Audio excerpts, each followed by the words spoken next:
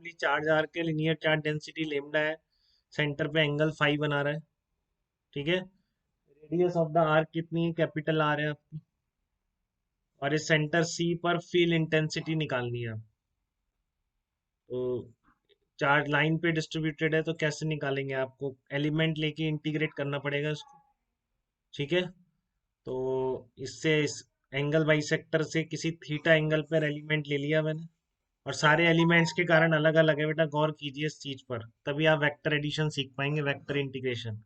ये सारे पॉइंट्स के कारण जो फील्ड इंटेंसिटी की डायरेक्शन होगी सी पॉइंट पर, वो अलग अलग डायरेक्शन में होगी।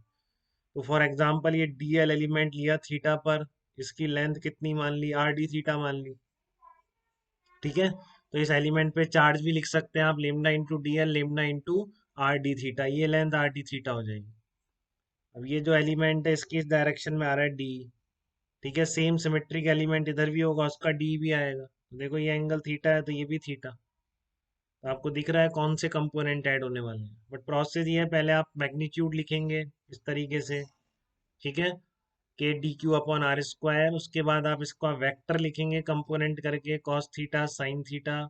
और फिर थर्ड स्टेप ये होती है, आप इंटीग्रेशन में क्या शो करेंगे अब, कि जो परपेंड साइन थीटा वाले कंपोनेंट ऐसे लिखना होता है बेटा, बोर्ड में जो प्रॉब्लम आता है।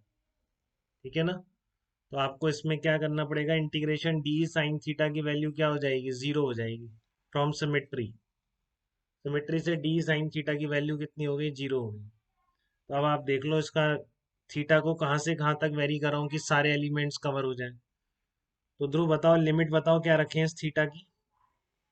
ये जो आपने एलिमेंट लिया है, सारे एलिमेंट कवर करने हैं आपको इस आर्क के, तो लिमिट क्या रखनी चाहिए,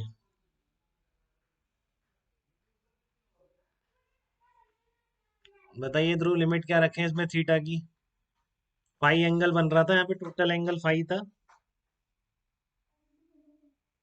टोटल एंगल फाई था, यहाँ से आपने एलिमेंट लिया तो थीटा की लिमिट कहाँ से कहाँ तक वेरी कराया जाए कि सारे एलिमेंट्स कवर हो जाए।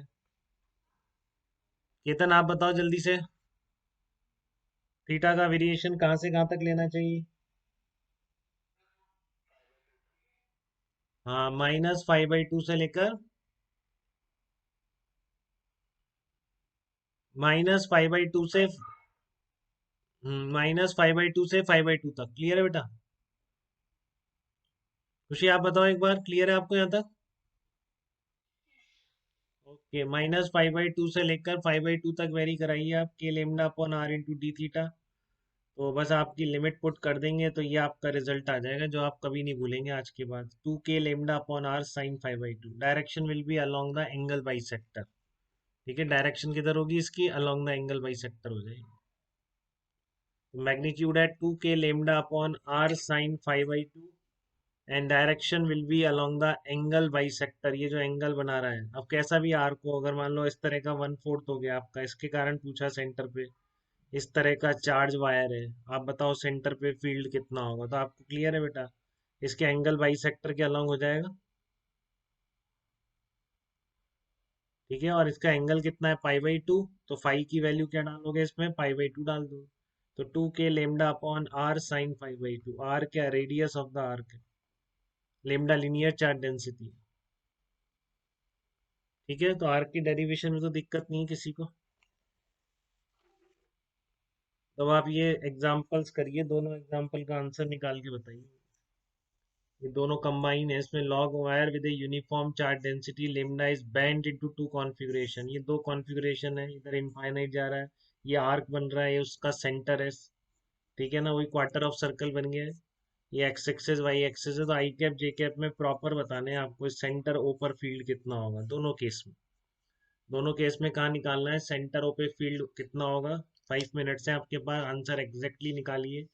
ये रिलेशन लिख लिया सबने, देखो किसी ने, लिख लो इसको आप, इसको लिख लो, नहीं लिखा हुआ है तो अभी 2k अपॉन आर साइन 5/2, अगर फाई एंगल बनाता है सेंटर पे तो कितना होता है, 2k अपॉन आर साइन 5/2। ठीक है ना, ये नोट कर लो, 2k अपॉन आर साइन 5/2।